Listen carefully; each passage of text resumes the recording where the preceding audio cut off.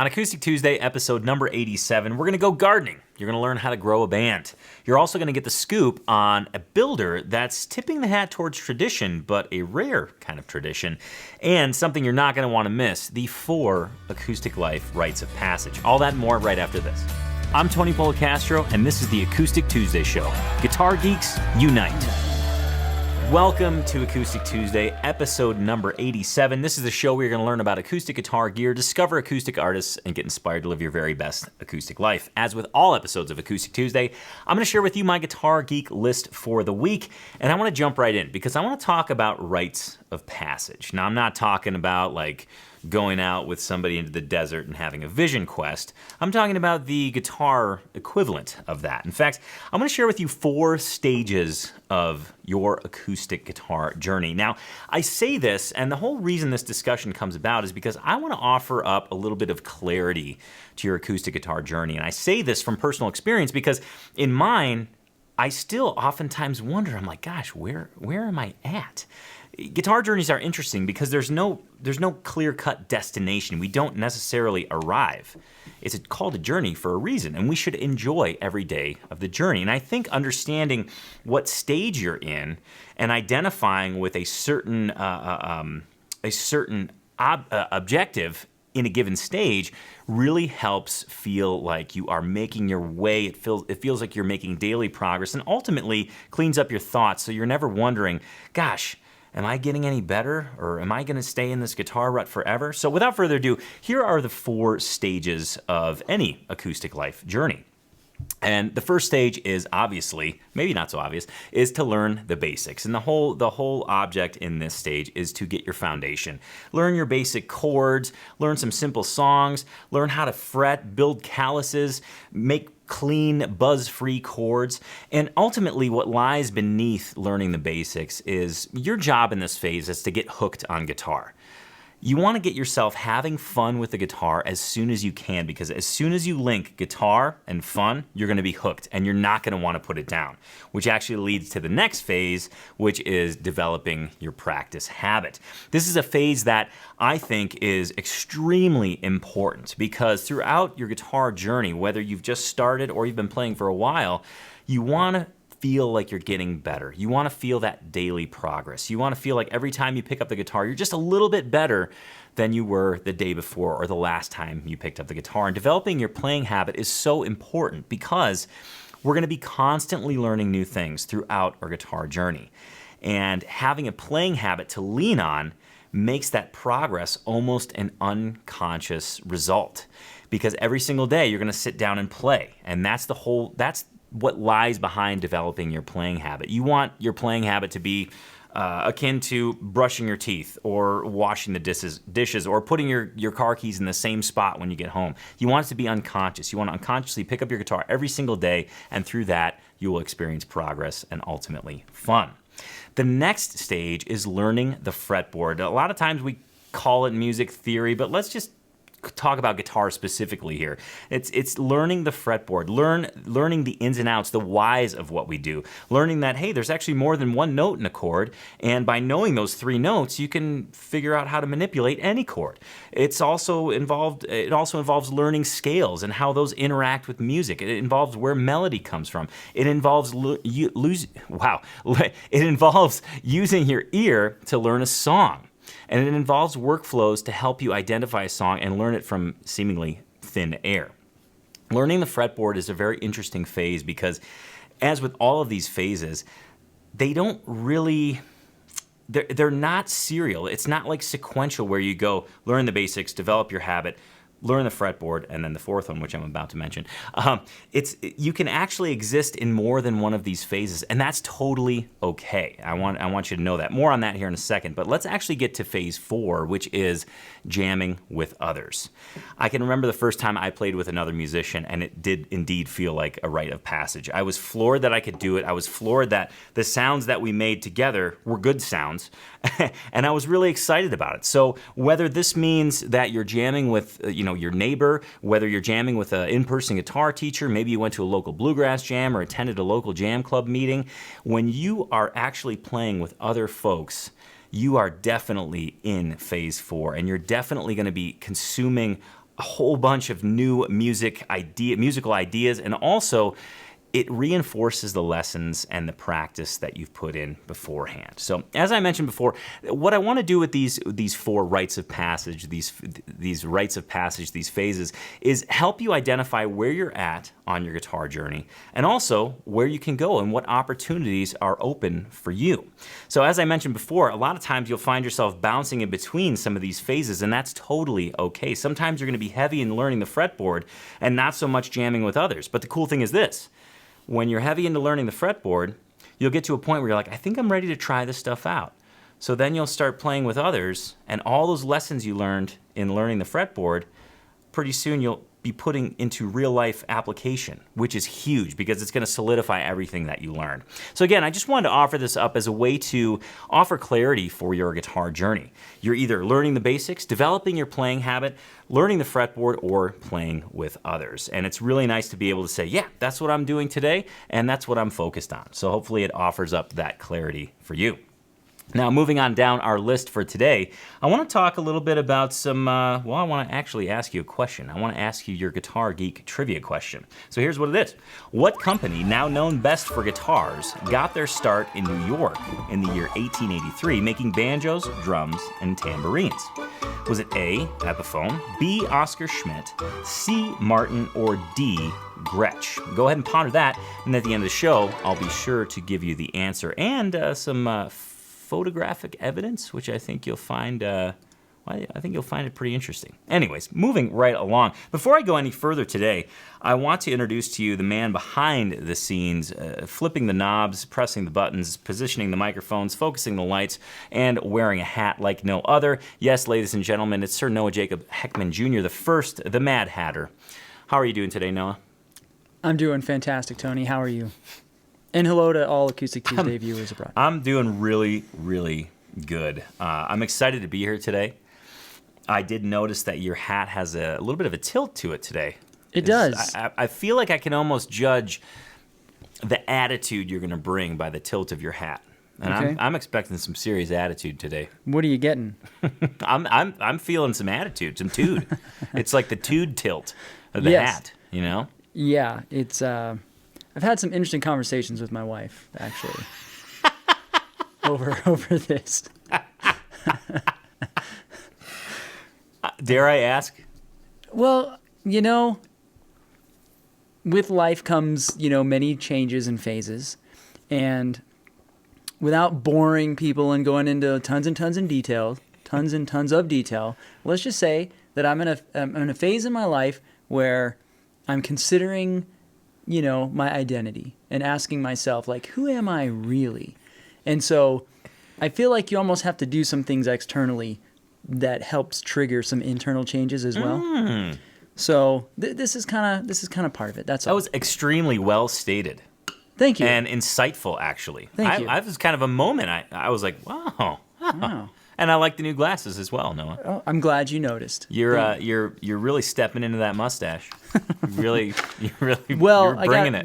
Okay. So the fact that my mom even requested that I look at doing the mustache again. Yeah. And it's a huge fan, I guess, at Acoustic Live Studios. So it seems. I think it's a hit. And so I thought I just got to do it. I think it's your thing. You're very much turning into a caricature. Right. I love it. Yeah. Like not a cartoony one. Well, I mean, but cartoony, but not like, Yeah. not like Wile E. Coyote or Yes. one of those ones. Anyways, moving on. Yes. Did you have any small wins this weekend? I wanted to hit that right off the bat, see if we can get the small win juices flowing. Well, outside of realizing that I can be somewhat of an emotional roller coaster, like this weekend, I think I really experienced the gambit of emotions. Just you name it, it was there. Yeah. Thoughtfulness, sadness, happiness, joy, deep reflection. It was all of it. Wow. It was pretty good. All in 2 days. So, and I'll consider that a win, Yeah. right? Because it shows me I'm human.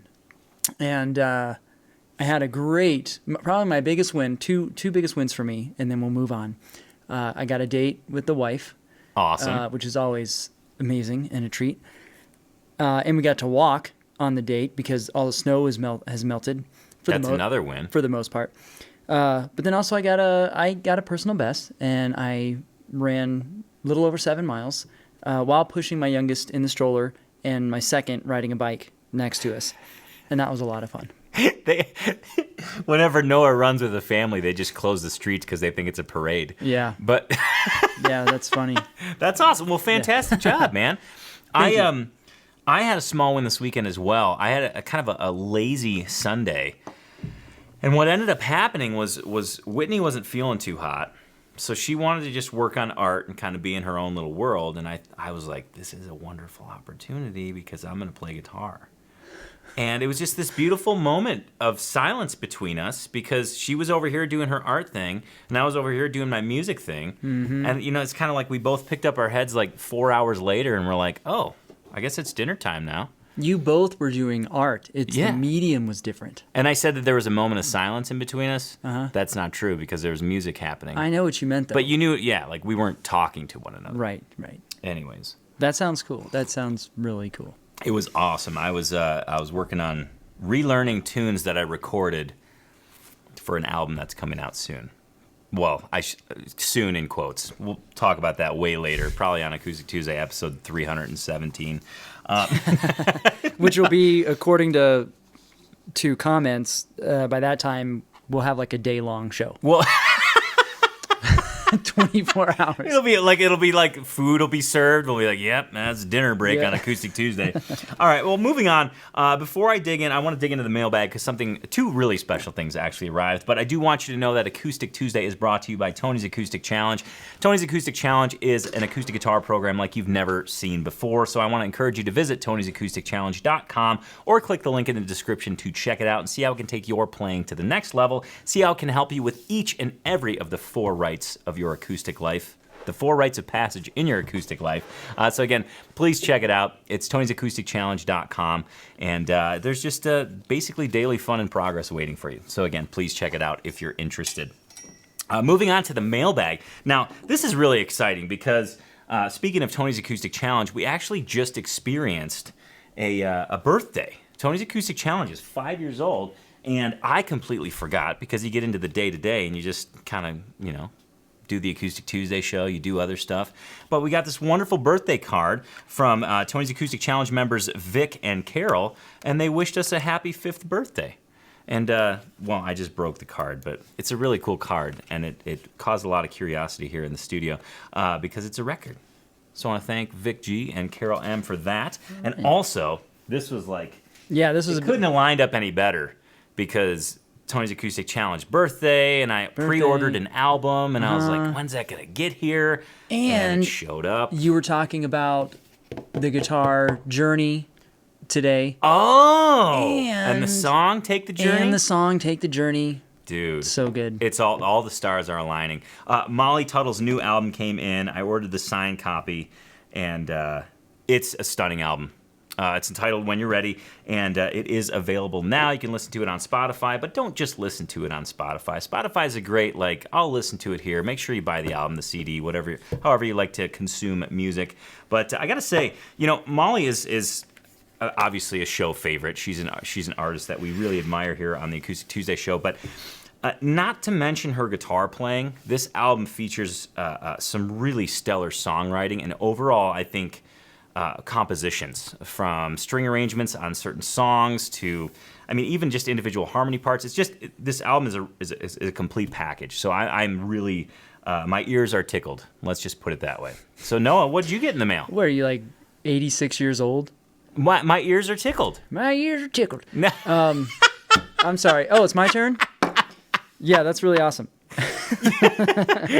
I'll be quick, but I'm excited too, because I got in one of our new cameras that we have, the Panasonic GH5S. Pretty excited which about I'm that. very excited about. And now, since I'm a full-fledged videographer, that's me now, and I can say that. I got my white balance cards, and I get to wear that around my neck, so that's kind of geeky. All day, and every cool. day. All day long, every day. They look like security access cards. Makes me feel important. You could literally probably get in anywhere with those. Oh. Next time Molly Tuttle comes in town, you could just show those to this. You'd be like, yeah, here, security, and just zip right past. Just kidding. I don't think I'm going to try that. No, I wouldn't try that. Yeah. We need a co-host for the Acoustic Tuesday show, and if you're in jail, that's not going to or not going to be an option. Or in the hospital. True. Noah, I want to move on to the next piece of guitar geekness that I have for you. This is something that was brought to my attention by Acoustic Tuesday viewer Robert G. He left a comment on, it was maybe 15 episodes ago, about a guitar company that he thought I'd be interested in because of my... we'll call it infatuation with John Fahey. Now, in this Acoustic Tuesday show that Robert G commented on, I was sharing with everybody my new tattoo, which is based off of John Fahey's Dance of Death album. And he wrote in this comment, he's like, you got to check out these guitars. So I did. Now, the guitar company that I want to clue you into here is Arc New Era Guitars by Tony Klassen, which I believe is how you pronounce it. Tony, great first name, obviously. His last name, Klassen, Klassen. If you search New Era Guitars, you'll be able to find it. Now, the beautiful thing about Tony's guitar company is that he makes reproductions of some really rare vintage instruments. Think like Bacon and Day Senorita, think like Cal Croydon model guitars. And these reproductions are pretty darn faithful. I mean, we're talking like down to the minutia. In fact, the guitar that caught my attention was the New Era Senorita S6, which is modeled after John Fahey's Bacon and Day Senorita. In fact, I found this great interview of Tony talking about the guitar and all of what went into it. So let's have a sneak peek at that real quick. One of my favorite reproductions that I'm doing currently. It's a Bacon and Day Senorita. S6 was the model number on this one. Extremely, extremely rare guitar. As you know, the stuff that I'm doing, it's all based on rare vintage reproductions. So this one here is my favorite. It was a big challenge. I mean, I thought about this one for a number of months, how I was going to pull it off. Because I'm not an engraver, and if you get a good look at these, you'll see that they're done very well. Exactly like the original, which I'm very pleased. Bob Flesher is a banjo maker. He does superb work, and he's an excellent engraver. So I'm lucky to have met him. And he's doing all the work, all the engraving for the peg head and the fingerboard markers. And where there's really not a lot we know about this guitar. It's still up in the air as to who made it. A lot of us think it was made by the Regal Custom Shop in Chicago, because Bacon and Day didn't manufacture banjos or guitars, they manufactured banjos. So they were having this done, and they were sent to them, where they did all the fancy rhinestones on the peg head and the painting of the engraved inlays. This was modeled after a 1935. Bacon and Day banjos were taking a hit from the Great Depression, so they needed to find another avenue to make some money, so they decided to get into the guitar world. And they did a number of guitars, and this was the fanciest. So there's two of this body shape that I've seen in all my years of collecting, and then there was an OM shape. I've seen a couple of those, but extremely, extremely rare. This model was made famous, well, it was famous because famous can be, by John Fahey. And that's one of the reasons why I'm reproducing this thing, is because John Fahey was my hero, and I had to have a guitar like that.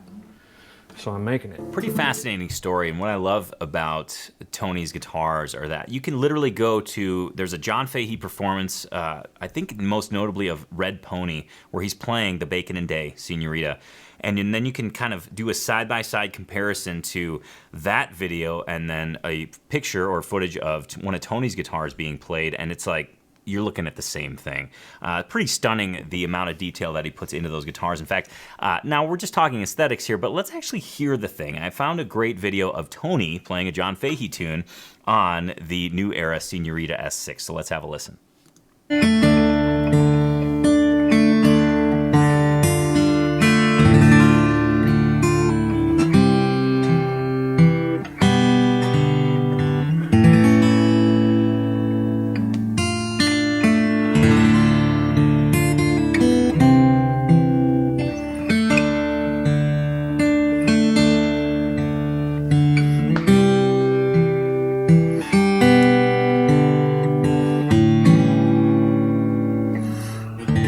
pretty awesome guitar, no doubt. I mean, both in looks and sound. Now, to say that I'm interested in one of these guitars is an understatement, and I feel like almost that comment at this point is just kind of like par for the course.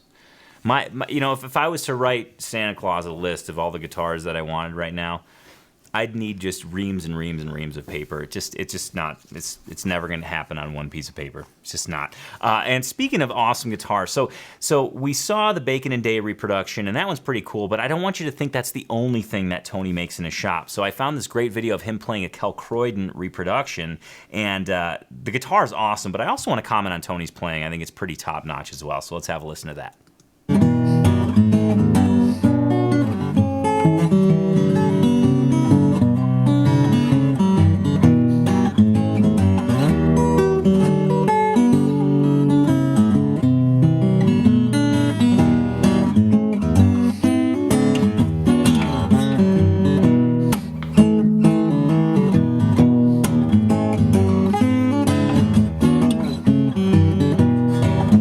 Absolutely love the celluloid fingerboard on that. The mother of toilet seats, also lovingly referred to as. Now, I don't want you to think that those are just the only two guitars that are made by New Era Guitars. They actually offer up a whole slew of different models.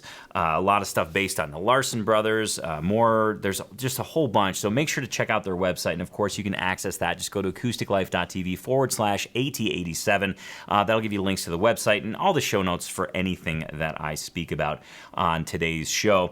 And I also want to mention that, I was doing a little bit of a deep dive on his site, on Tony's site, and I want to cite two specific things. First of all, the amount of artists that play his guitars and the caliber is stunning. We're talking Roy Bookbinder, Russ Barenberg, Catfish Keith, Stefan Grossman played one of his guitars, Fred Sokolow, amongst many others. I even saw G.E. Smith, kind of most famously associated with the Saturday Night Live band.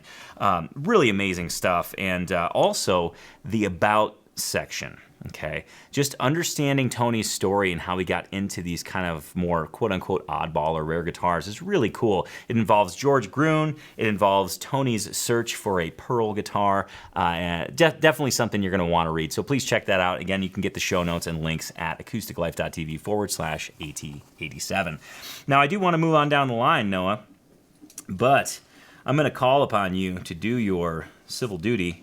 And that is, of course, celebrate small wins with our fine Acoustic Tuesday audience. With pleasure.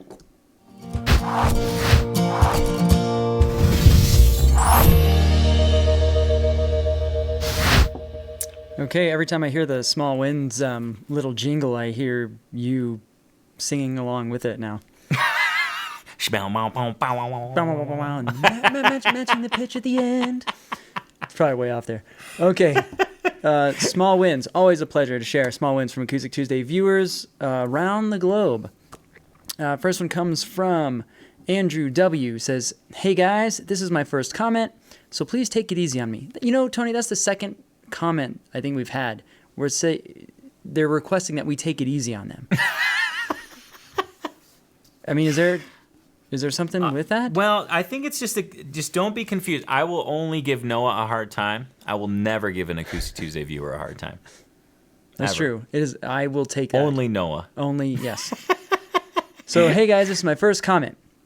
I think I have a small win. I moved to North Carolina about 2 years ago, and it's been hard for me to establish relationships with bookers, but I have a show on April 13th for Record Store Day in a record shop here in Burlington, North Carolina. Nice. I'm so excited to play a solo acoustic show. Also, I recently switched to Santa Cruz Strings and cannot wait to let them sing along with me at the show. Thanks, guys, for all the inspiration. Oh, fantastic. Congratulations. What a great cause to play for. That's awesome. All right, next small win comes from World Sigh. Small win, actually two small wins. I tried a set of Tony's favorite strings, the Santa Cruz Parabolic, on my 97 Martin DCME. Wow. They are a little less bassy than my customary Martin Long Lifes, but dang, she sounds like a different guitar. The balance, the clarity, and they are so much easier to play. These strings truly brought out the dormant potential in my beloved Martin. These are my new go-to strings. Thank you for the excellent tip. That's awesome. I mean, I could talk about those strings for hours, but to hear that somebody else had a great experience is pretty stellar. All right, and last small win for today comes from John B., who says, "My autographed copy of Molly Tuttle's new CD just arrived in the mail." I mean, it's a great day. I know. It is a great day. This got here on Friday, Yeah. and I was just like, as soon as the mail lady dropped it off up here, I was like, this is my day. Well, I'm pretty much toast for the rest of the day. Okay, well, you weren't here when it was dropped off, and I actually thought it was going to be my camera first, and I was very disappointed because it was the size of a record, and I knew immediately who it was for. It did involve me coming back to the studio after playing hockey in the middle of the day because I was like, I'm pretty sure it's going to show up today. Yeah. And here it was. Yeah, there it was. That's Not probably your why you camera. came back here. It is Yeah. exactly why I came back here. Oh, fantastic. Is that a wrap for the small wins, Noah? That's a wrap for the small Well, wins. Thank you for sharing those. And of course, if you want your small win featured, not if you want your small win featured, we want you to feature your small wins. Small wins are integral to your guitar journey. It helps build up that positive momentum. It helps you realize, hey, you know what? I am making progress, and I want to share this with my fellow guitar geeks. Please share your small wins with us. Put a hashtag small win and then go ahead and describe it in the comments. It could be an awesome concert. It could be a new artist you discovered. It could be a signed Molly Tuttle album that showed up in the mail. Those are all small wins. It could be your first F chord that was buzz-free. Whatever the case, we want to know, and we want you to celebrate it amongst Guitar Geek family. Please leave those small wins in the comments below. Moving along, this is a small win because we had an artist recommended that we listen. We had an Acoustic Tuesday viewer recommend an artist to listen to, and it's an artist that kind of fell off my radar. But back in 2008, 2007, I saw a video of this artist, and it totally blew me away. So Don L. recommended that we listen to Erik Mongrain. Don L. is also known on YouTube as Daddy-O307, and part of me wonders, 307 I think is a Wyoming area code. So maybe Don L's from Wyoming. If that's the case, hello to our neighbors from the south. He says this of Erik Mongrain. He says, Erik Mongrain is a unique and wonderful instrumentalist from Canada. Though there are many slap-tap type players out there, he has truly carved his own niche. If you think there's only a couple limited ways to play the guitar, you have to watch this video. If nothing else, it opens up us players to a whole other world of possibilities. Enjoy. Well, enjoy we did. One of the first things I notice about Erik is, well, the way he plays the guitar. And without me trying to describe it, why don't you just go ahead and watch. So here is his tune, Percussion Fa, and I think you'll know what I'm talking about in short order.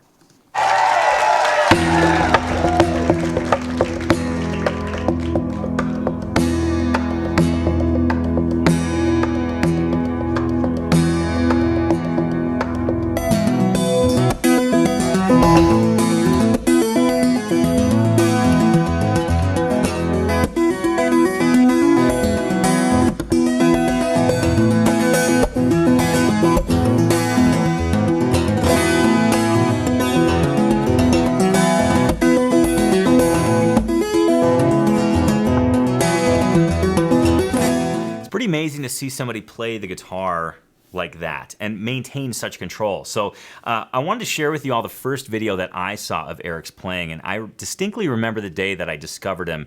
Not the date specifically, but what I was doing. I was downstairs in the basement of the Old Town School of Folk Music, and I was on YouTube looking up videos of Michael Hedges because I was just infatuated with Michael Hedges at the time. And then in one of the kind of like recommended videos was Erik's song, Air Tap. And I was like, ooh, what's this? So I clicked on it and my mind just proceeded to get blown. So let's have a listen to Erik playing his tune, Air Tap.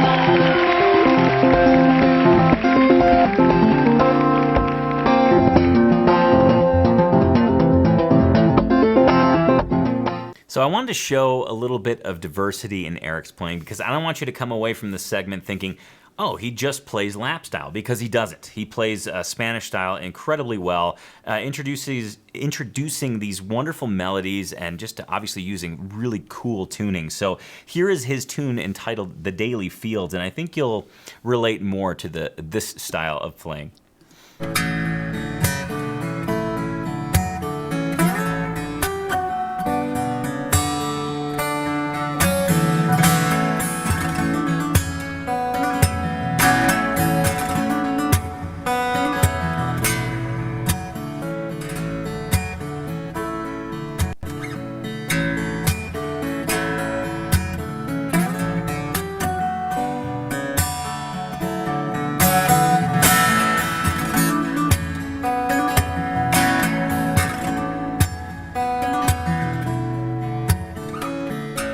So Erik's playing totally blows me away, and one of the things I love the most about it is just the atmosphere that he's able to create.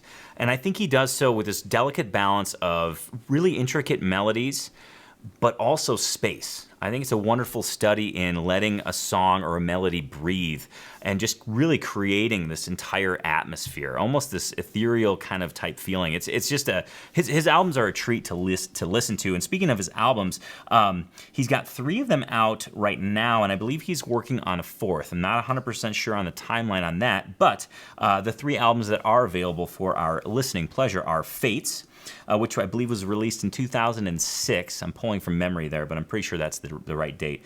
And then followed that up with Equilibrium, and then lastly, but certainly not leastly, his album Forward. And I remember mail ordering Fates when it first came out and just being completely blown away. And YouTube was just kind of in its infancy at that point, so it was cool to listen to that album Fates and just almost imagine how he was playing all of the different pieces, because you couldn't just go up like you can now and find videos on everything. So just a little personal insight into the wonders of a pre-YouTube era. There Do you ever have that, Noah? There was such a thing. I can't remember life without YouTube. Well, we've had this discussion before. We're one of the last generations to actually have a time in our childhood that we didn't have internet in the house. Yeah. And then it was more like middle school era, where AOL was like starting to show up in every home. And, for sure. Yeah, it's pretty interesting. Erik is like the original August Rush. That's a very good parallel. I mean, one of the things that floors me about him is his ability to maintain control. Like if you look at those 2 first tunes we listened to, his ability to maintain control when he's kind of doing the percussive elements, but also the melodic elements, it's pretty cool to see and very August Rush-esque. Yeah, I was also kind of shocked by his. He has like a signature sound. Oh yeah, like not just playing wise, because of course there's some amazing modern fingerstyle players out there. But when you were first playing him, even that like kind of struck out to me. It's like, man, what does he have going on that's making his sound so unique? So whether it's just the combination of strings he's using to the guitar he's playing to perhaps what pedals and things he's using, it's pretty signature. That's a great observation. Because I definitely think there's some tonal tweaks at play there. Yeah. Because album to album, you can kind of hear that he has a signature tone, which I think is I consider that a pretty high compliment when somebody says, hey man, I really like your tone. That's one of those intangible things. Yeah, the closest I ever came to that was someone told me that I had pretty good bass tone. And then at some point I went back and listened to one of my favorite albums, Empire by Queensryche, and I realized I just ripped off the bass player's tone. So you're just a thief. I'm just a thief. I'm a tone thief.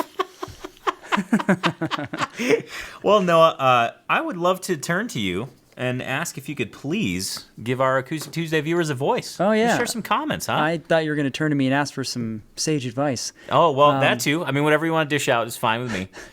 But no, I love reading the comments, and I have a great one for you today. So I'll save that one for last, because not only is it a great comment, but it's like a trifecta that includes a small win and a guitar geek. So first up, I'll jump into Joel W's comment. He says, great show. He says, where have you been all my life? Acoustic Tuesday in general, I think he's talking Oh, about. okay, okay. Not like you or me. Oh, okay, I mean, maybe okay. you, but... Well, come on over to Bozeman. Let's have some coffee. Let's hang. So he says, great show. Where have you been all my life? Great to see John Doyle featured. Oh, cool. I remember him from the Homespun DVD. He's one of too many great players that most people have never heard of. It's always fun to find those gems. I think Erik is definitely along that kind of those lines as well.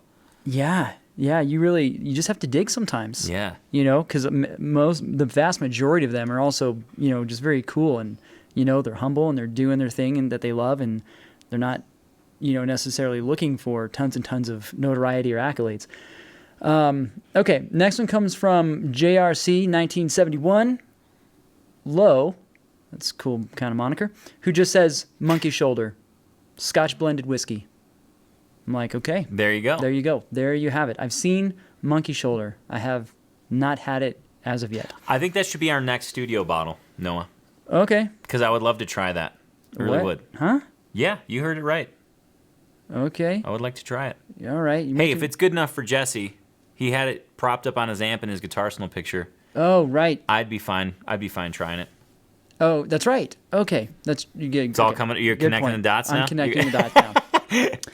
Okay, and then speaking of Jesse, his comment I pulled up next, where he says, "Thanks for the feature, friends, and D&D rules." Yeah. So that's pretty awesome. Man. I'm glad you dug it. Yes. All right, and here goes the big one that will segue into the other Your Guitar Geeks when that I have compiled. Oh, great. So this one comes from Phil, and he starts out with he says, "Small win / You're a Guitar Geek. I hit a trifecta. Number 1, I saw Molly Tuttle 2 weeks ago at the Dakota in Minneapolis." I was struggling with that word earlier on. Minnie in Annapolis? Yeah, Minnie in Annapolis. So he told her about watching this star-struck guitar teacher who regretted not asking questions the week before, and she said, "Tell Tony hi for me." Oh! Okay. Now, I'm smiling. I would be too. Inside and outside. Yeah. Now this isn't so. Noah read this comment to me prior to us filming today, and I may or may not have thrown my arms up in the air and ran around the office screaming. Yeah, that was involved. Is that inaccurate? No, that's accurate. Okay. Yeah, you threw yourself on the couch too. Yeah. And we're like doing the fist pumps and air kicks. I was overjoyed. I mean, it made my day. It was kind of embarrassing to watch. Yeah, I know. I feel embarrassed now that I'm describing it. All right. But that meant a lot. It meant a lot to me. No, that's really great. And that's cool. But let me continue with what Phil says. Please. And we appreciate him sharing that because he certainly didn't have to. Yeah. Number 2, he says, you're a guitar geek when your son calls from a thrift store asking if you want him to buy a guitar. Baby Taylor with hard shell case for about half of what it would sell online. Nice. I assume he said Yeah, I mean, yes. I think it's implied. Yeah. Yeah. And number 3, Happy New Guitar Day. No. number 3, he says son and wife took Baby Taylor to Levon, guitar in Savage, Minnesota, Okay. to get it checked out. It was in good shape. While they were there, I asked that they would have someone show them a used custom Martin that I've been drooling over.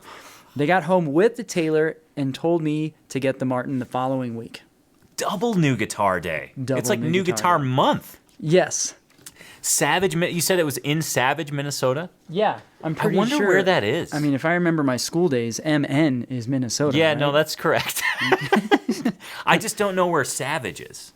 I'm familiar with like south of the cities, like Mankato, Eden Prairie type area, and Le Sueur, that kind of. And anyways, Okay. I spent some time playing hockey there, so I'm just curious where that's at. Oh. Sorry there to you go. interrupt. A little bit of a tangent. So that leads me into the Your Guitar Geek wins that yes. we have gathered this week. And this one comes from Keith N. Your Guitar Geek when you watch Acoustic Tuesday, and end up ordering 4 of the strings Tony recommended to try out on your guitars. I got a set of the parabolic tension strings to try on my brand new Taylor 614 CE Builder's Edition. Nice. I also am excited to try out the Martin Authentic Acoustic Marquee Silk Strings and Ernie Ball Aluminum Bronze. My wife and wallet are not so happy. Bonus was I got to teach 2 of my students how to change their strings and clean a guitar during guitar lessons. Oh man, that's big time. I gotta say, learning how to change your strings and being able to finally do it, or teaching somebody and empowering them to do it, that's just like, that's major. And I tell you, man, you're teaching them to fish. That's what I was like, Yeah. should I even try and dig up that quote? I'm like, I don't know, something about teaching them to fish and feeding them for forever. You know what they say, a bush in the barrel and birds. And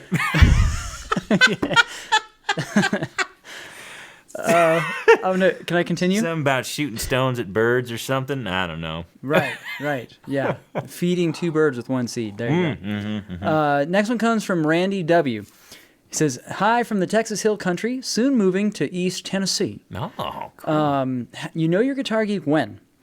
My wife and I were motorhome shopping, and the first 2 things we look for are 1, where will our instruments go when traveling, and 2, how many people will fit inside for a jam? Oh. I'm watching Acoustic Tuesday on Thursday, by the way. That's okay. We appreciate you watching. Those are, the priorities are in order then. I mean, I foresee this RV going to bluegrass festivals of some sort probably. Oh, yeah.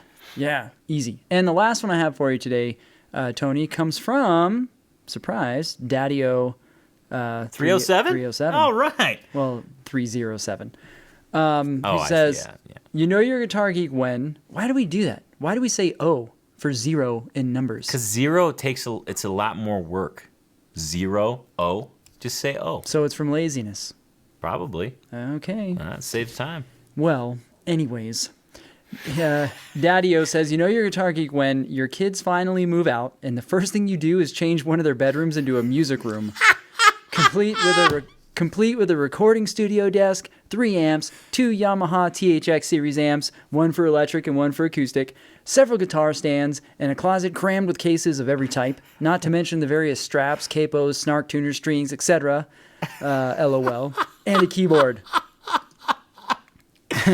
I'm laughing because the reality of that statement is, we're at 100%. Yeah. When I moved out, my room became my mom's sewing room. So my mom's the one that moved in. Oh, okay. But then my dad was like kind of doing this, like, well, what do I do? The basement turned into Dad's recording area. I thought he'd move all the recording equipment into his teepee in the backyard. Extension cables running out of the teepee. Yeah. Now, for those of you who, let me just bring you up to speed so you understand that comment. I grew up in Schaumburg, which is a suburb outside of Chicago, and you could tell exactly what house was my family's because in the backyard there was a teepee, a real teepee that went well above the roof line of our house. And that's how I told my friends where to find me, where to pick me up. Just go down Brockton Lane and look for the teepee because that's my house. And you took a real tomahawk to school. I did. Yeah. We'll have to share that picture at another date and time again. So Tony, yes. I have a. You know, you're a guitar geek one. Okay. That actually came in via the Facebook group. This is from Derek F. And this cracked me up because it's just as like, talk about being real. He took a picture of this, and he says, again, this is from Guitar Geek Derek F.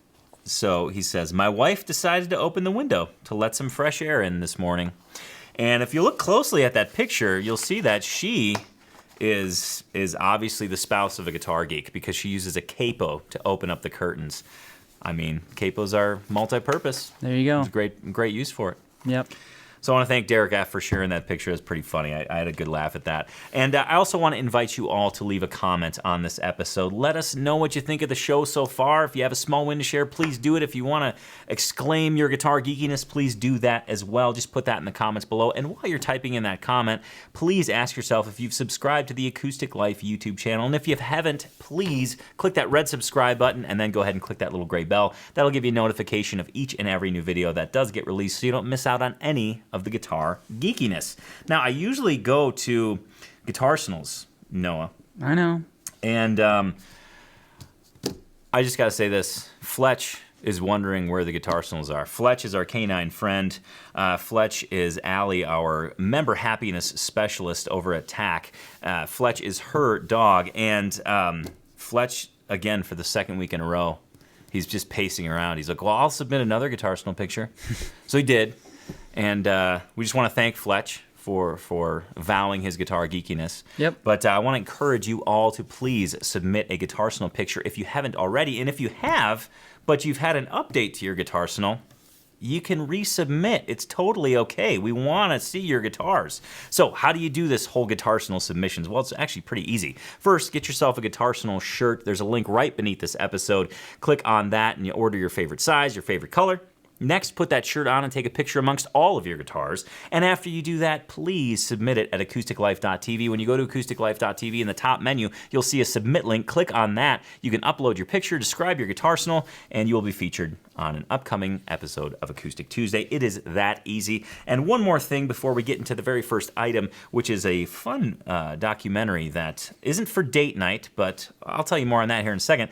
Please share this show with your friends, with your guitar geek friends. This is the whole point of Acoustic Tuesday, is to unite guitar geeks every Tuesday. We get together, we wave our guitar geek flag, and we want more in the ranks. So please share this show with your friends. Encourage them to watch Acoustic Tuesday. Encourage them to visit acousticlife.tv and join in on the guitar geekiness. Now on to my next item, my final item. This is a documentary that I queued up for a date night and quickly realized that it is not something that you would want to watch on a date night. So I went ahead and forged the path for you all, so don't make the same mistake I did. But do watch this movie. In fact, if you have one of those nights where the spouse is out of town, girlfriend, boyfriend, whoever you live with, you got the house to yourself, this is the movie I want you to watch. It's called How to Grow a Band, and it's a documentary about Chris Thile and kind of specifically about the origination of the Punch Brothers. And what I found so fascinating about this documentary is that it really shows some behind the scenes of what it's like to be in a band and also to be creating a band. And really the odds were kind of stacked against Chris and Gabe. So let me just I'm going to try my best to recite the members of the Punch Brothers. Chris Thile on mandolin, Gabe Witcher on fiddle, Noam Pekelny on banjo, Chris Eldridge on guitar, and oh my gosh, if I can't remember the bass player, he's in Hawktail. Paul? I forget the bass player's name. Anyways, it shows some great behind-the-scenes footage of this band and the struggles that they went through, because all of these artists individually are known as kind of the bluegrass hot pickers, you know, like they can just tear down a bluegrass song. But the Punch Brothers is about 180 degrees from bluegrass. The bluegrass instrumentation is there, the influence is there, the tone is there, the interplay between the instruments is there, but the arrangements were way more on the orchestral end of things. So I think for their first tour, maybe even their first couple tours, they dealt with a lot of expectation mismatch, and to see how the band handled that and to see their reaction is really insightful. It really kind of humanizes these wonderful artists. So just so you can kind of get a feel for how this movie is, this documentary, let's have a look at the trailer of How to Grow a Band right now. And Chris Thile on the mandolin.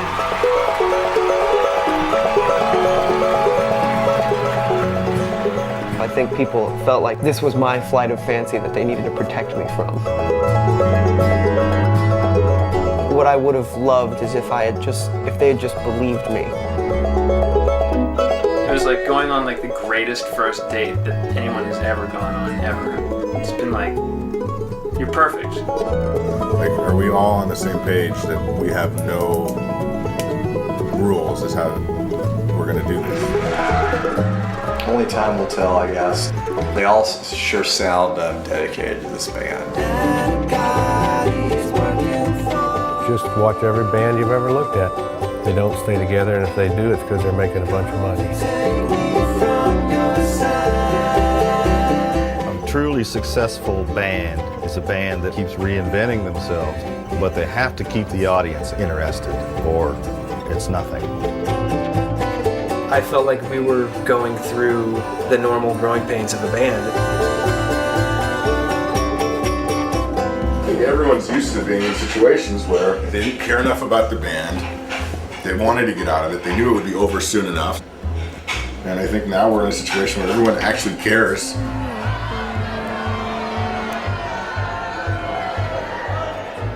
I'm trying to be more than I am naturally.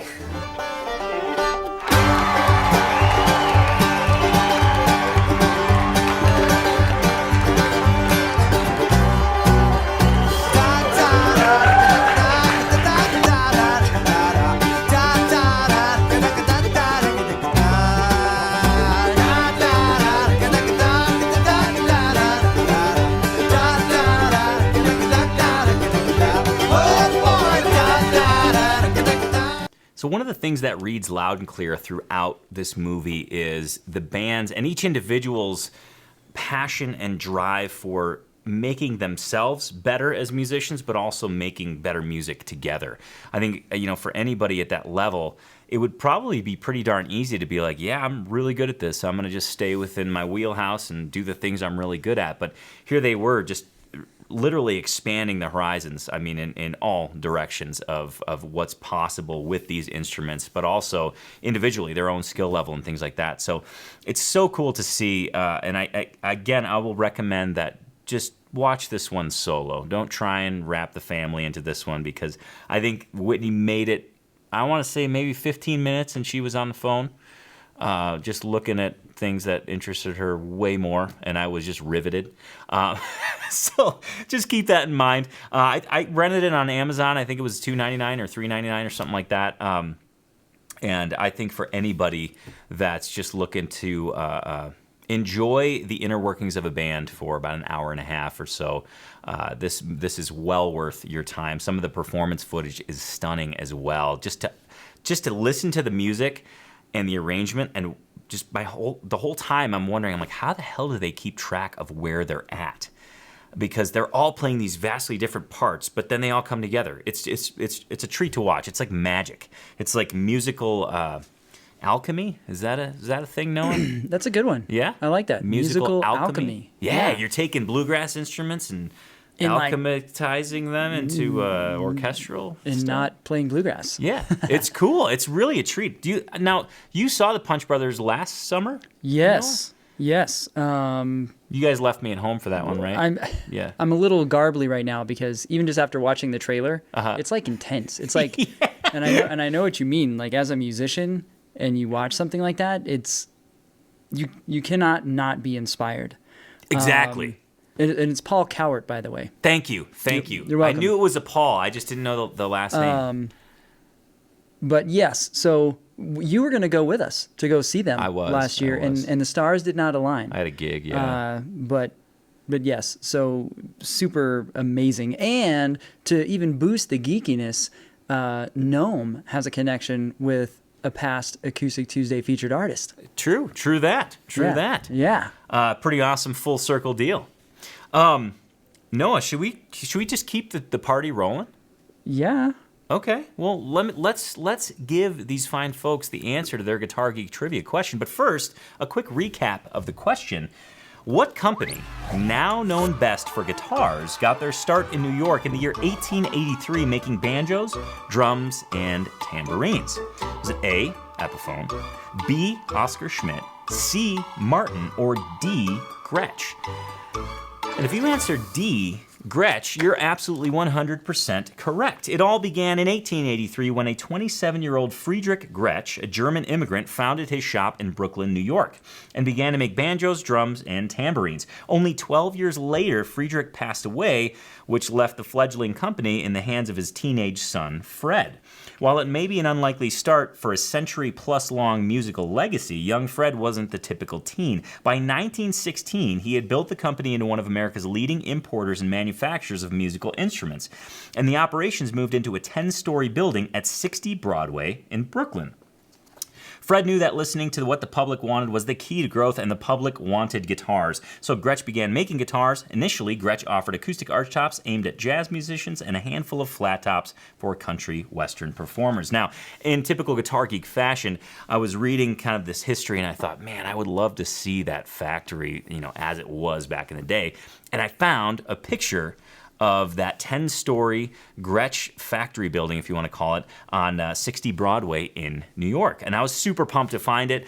And of course, I couldn't stop the research quite there because I wanted to see, like, gosh, could you go there today and see the building? Well, the building looks significantly different now because, as with many historical buildings and cityscapes, they get turned into condos. So you can effectively probably rent or purchase a condo at the old Gretsch building, but I'm pretty sure that any musicality of the building is long gone, but thanks to that building, we've got a nice little feather in our musical history cap, just to put a positive spin on it.